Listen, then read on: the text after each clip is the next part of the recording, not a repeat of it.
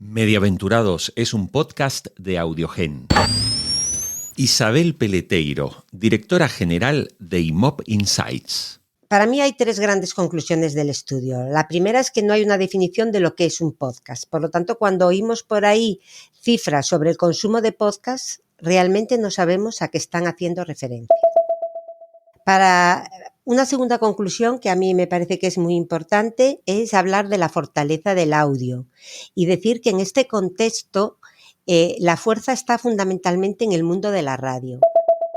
Que aunque la edad media de la radio no ha cambiado mucho, en los segmentos más jóvenes, los segmentos que van desde los 14 hasta los 35 años, se han reducido significativamente, aunque hay que reconocer que incluso en ese segmento, en el menor de los 35 años, el porcentaje de gente que ha escuchado radio en directo, duplica a la gente que ha escuchado podcasts independientes de esa misma edad.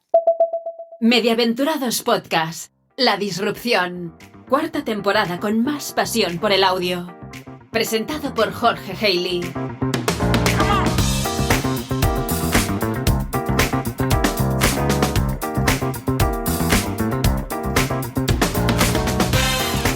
Qué gusto me da saludarte y darte la bienvenida a este nuevo episodio de Mediaventurados, donde hoy vamos a hablar de un estudio realizado en España y que se titula Una mirada a la audiencia en el nuevo ecosistema de audio.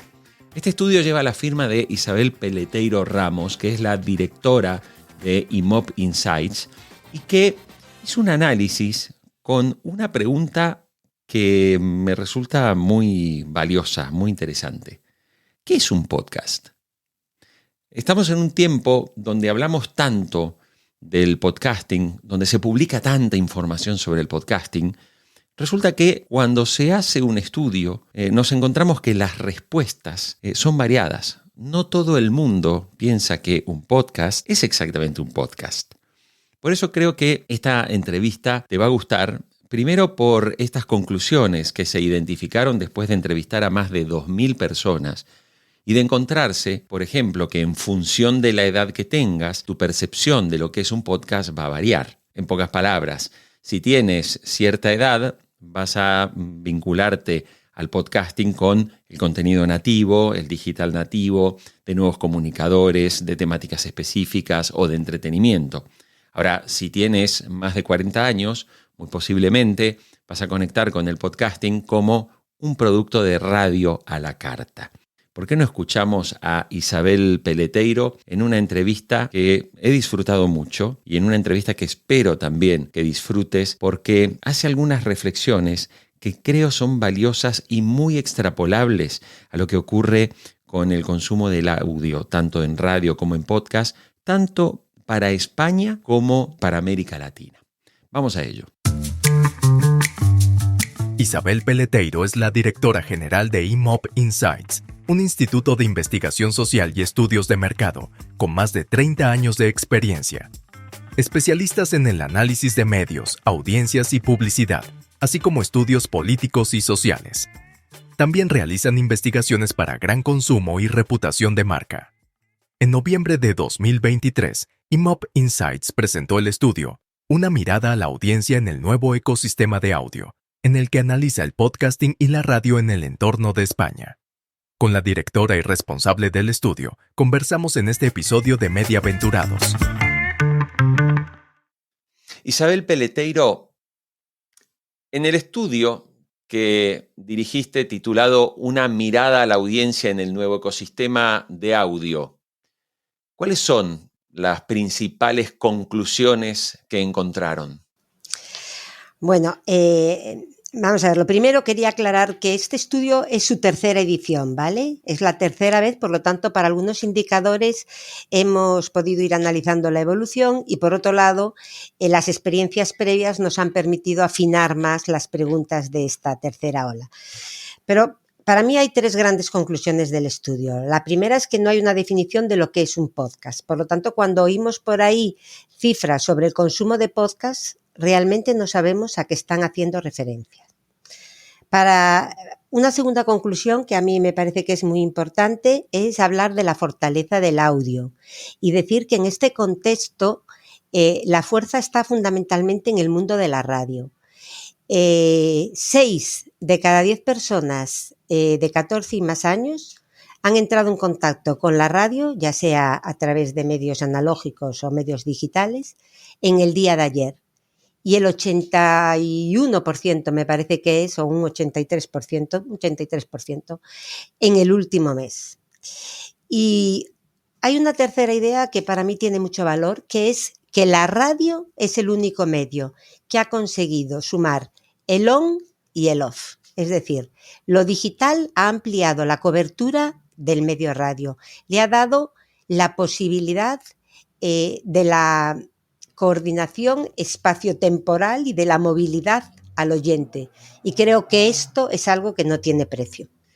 Recién decías algo respecto de, no está clara la definición de podcast, ¿no?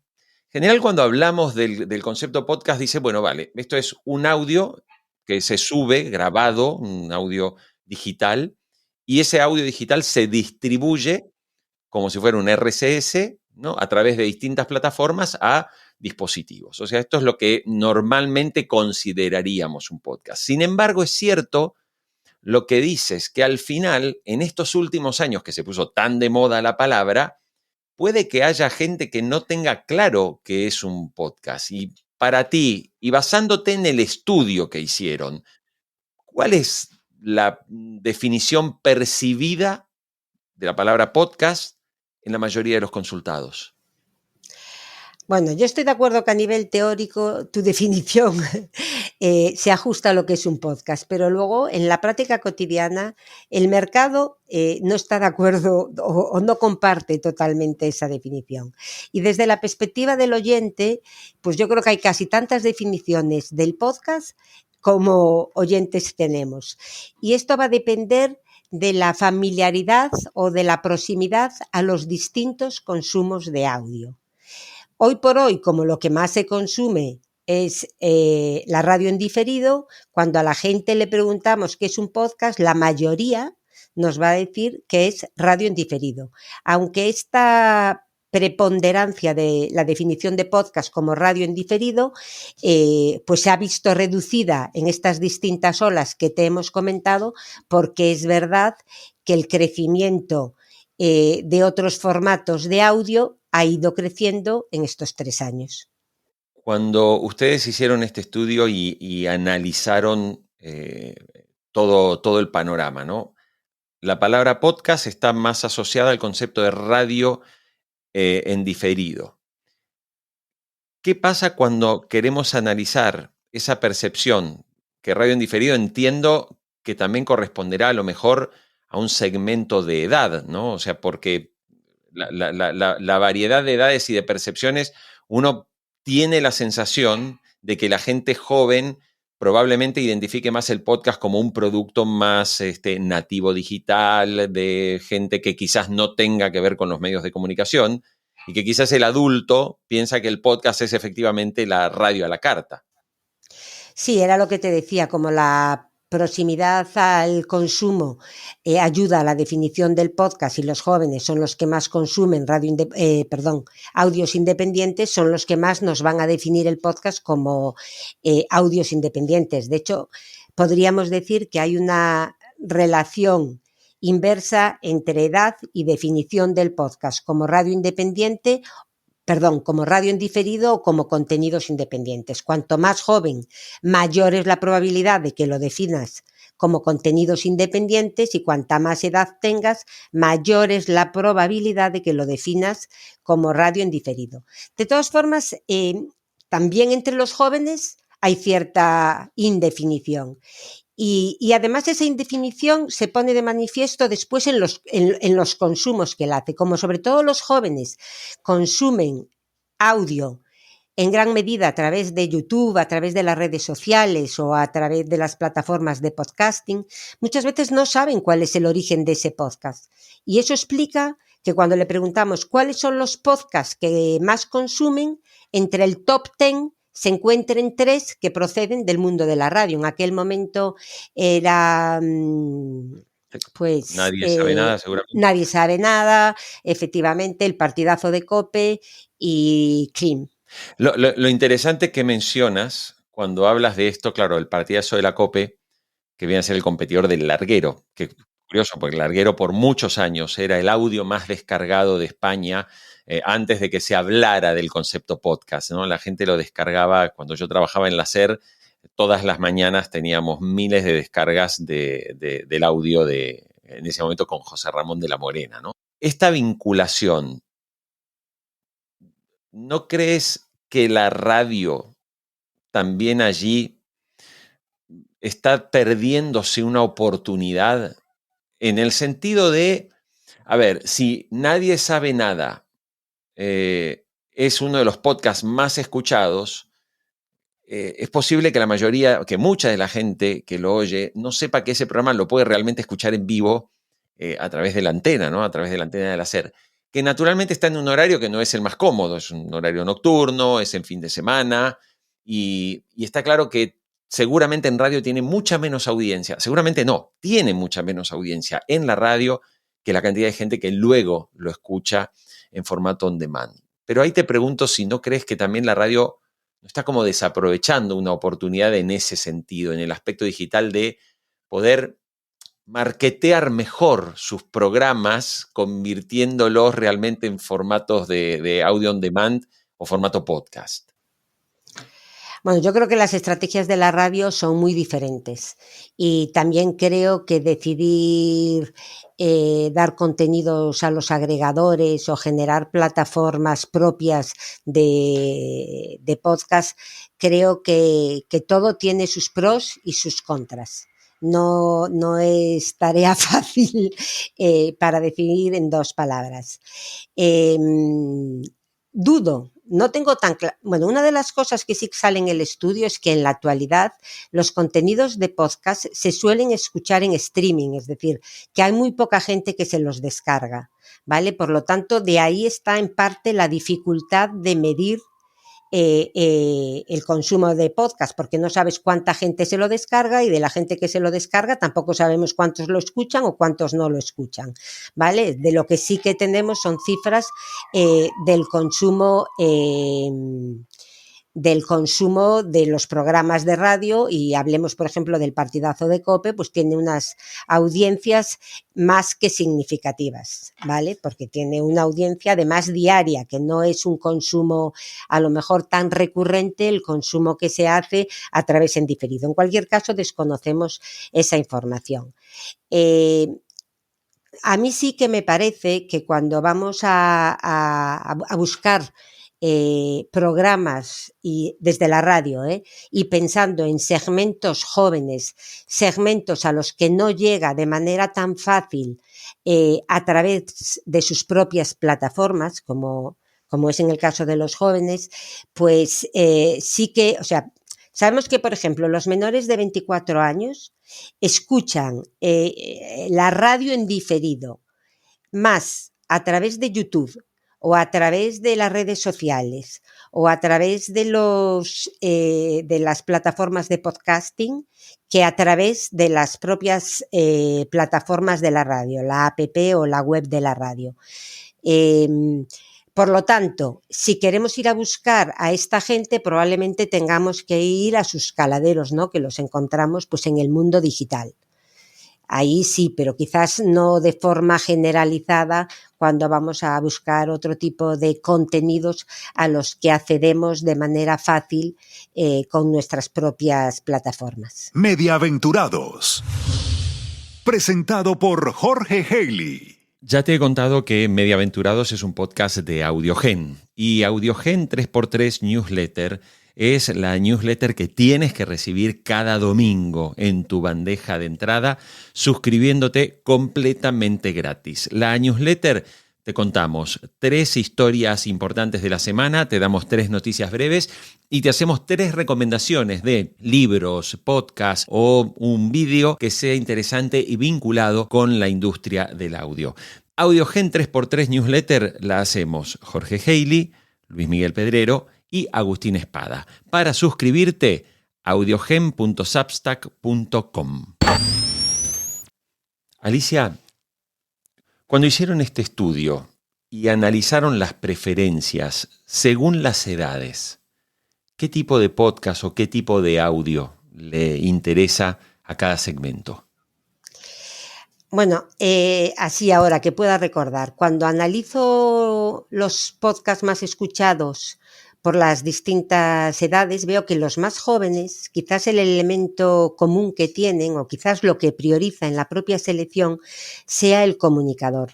Las edades intermedias van a priorizar la temática y, por último, la gente de más edad va a priorizar el programa, ¿vale? Eso justifica que, de alguna manera, la gente de más edad, prácticamente de los 10 podcasts que consumen en mayor medida, 9 proceden del mundo de la radio. En el caso de la gente de edades intermedias, si no me equivoco, están 5-5, y en el caso de los jóvenes, 3 son del mundo de la radio y 3 son del mundo, o sea, son podcasts independientes. En la medida en que los jóvenes, evidentemente los jóvenes tienen un ecosistema digital y escuchen podcast o escuchen radio en diferido, digamos que lo hacen fundamentalmente a través del mundo digital, ya sea YouTube, que es claramente el primero, las redes sociales o Spotify. Me parece que en el caso de la radio en diferido, incluso escuchando radio en diferido, digamos que estos son los canales, y en el caso de los podcasts independientes, los menores de 24 años, el 70 o más % lo hace a través de YouTube. Y cuando le preguntamos cómo escoge esos contenidos, un porcentaje muy importante nos dice, bueno, por supuesto la temática es determinante, ¿vale? Pero a la hora de escoger en concreto qué vas a escuchar, un porcentaje muy importante hace referencia a la recomendación de la propia plataforma, de alguna manera al algoritmo.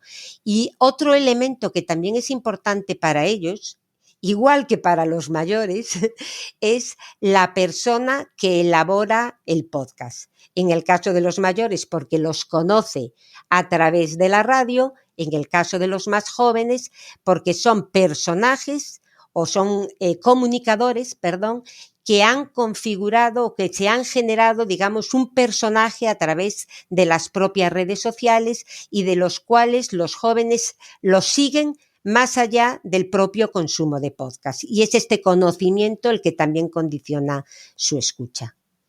Para terminar, Isabel, a ver, en todos los países los estudios confirman lo mismo, ¿no? Y es que hay mucha menos gente joven entrando hoy en el consumo y el hábito de la radio.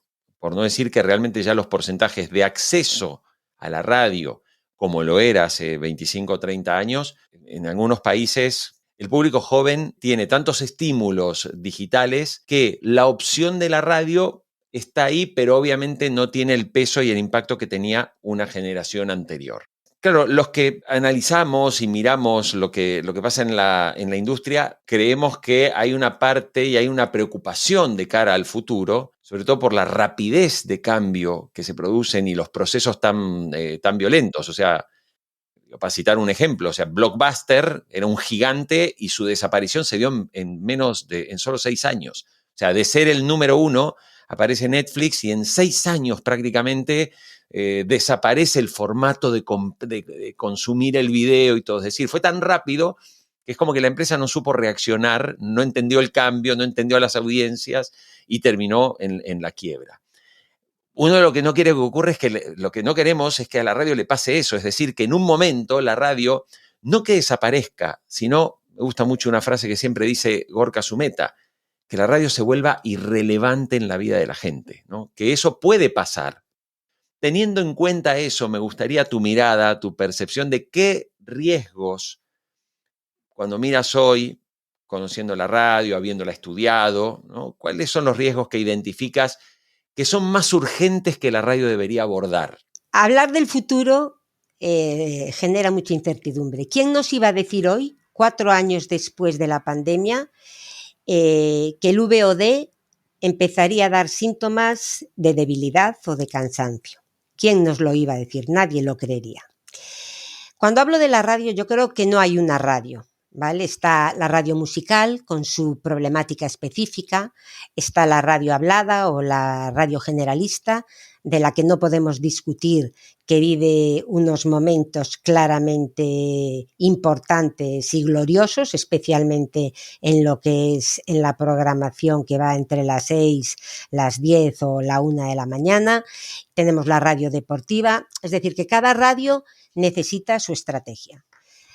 Yo desde luego tengo claro que al campo no se le pueden poner puertas y desde luego tenemos que seguir avanzando en esto de poder escuchar lo que quiero, cuando quiero y como quiero. También creo que la radio está haciendo cosas. Antes lo estábamos diciendo, yo creo que aparte de adaptarse a la digitalización está cada vez más encapsulando contenidos de radio para su escucha posterior. Esto es también una nueva oportunidad para las radios que puede invertir en contenidos con un cierto riesgo, siempre ante la expectativa que pueden tener una segunda, una tercera o una cuarta ventana. Y por otro lado, es verdad que tiene que prestar una atención especial al tema de los jóvenes, aunque yo también quiero decir, es verdad, lo has dicho y es totalmente cierto, que aunque la edad media de la radio no ha cambiado mucho, en los segmentos más jóvenes, los segmentos que van desde los 14 hasta los 35 años, se han reducido significativamente, aunque hay que reconocer que incluso en ese segmento, en el menor de los 35 años, el porcentaje de gente que ha escuchado radio en directo, duplica a la gente que ha escuchado podcasts independientes de esa misma edad. Es decir, o sea que, ojo, que todavía estamos en una buena situación. Pero bueno, antes ya lo decía y yo sí que creo que hay que adaptar el lenguaje y las formas que en estos momentos estamos viendo que la gente está encontrando en el medio digital, que son también unas formas de comunicar algo diferentes a las que estábamos acostumbrados en el mundo de la radio.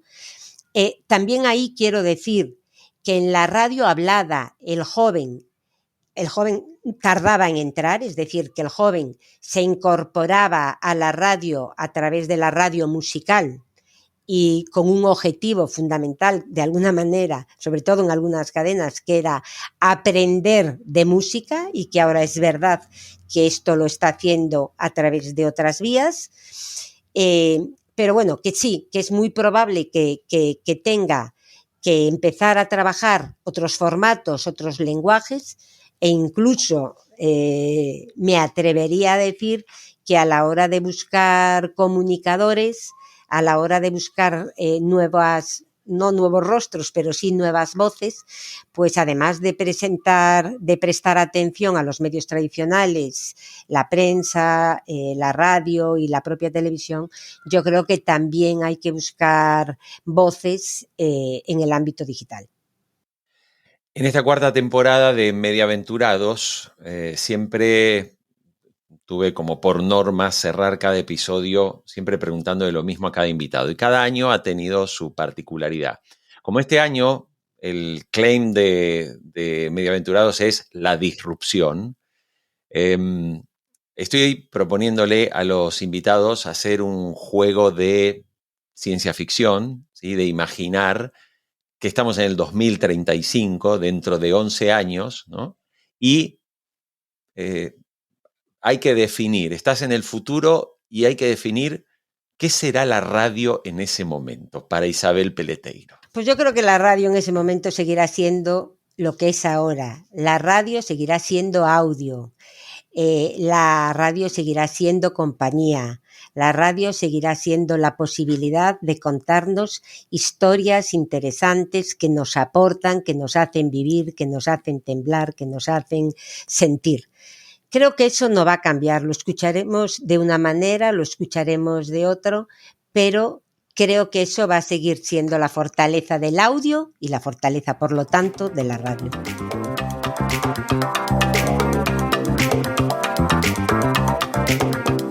Muchas gracias por llegar hasta acá. Esto es Mediaventurados y nos volveremos a encontrar en los próximos días, en el próximo episodio. Y te recuerdo la invitación. Suscríbete a AudiogenSubstack.com, audiogen.substack.com, la newsletter del audio y de la radio. Nos estamos escuchando.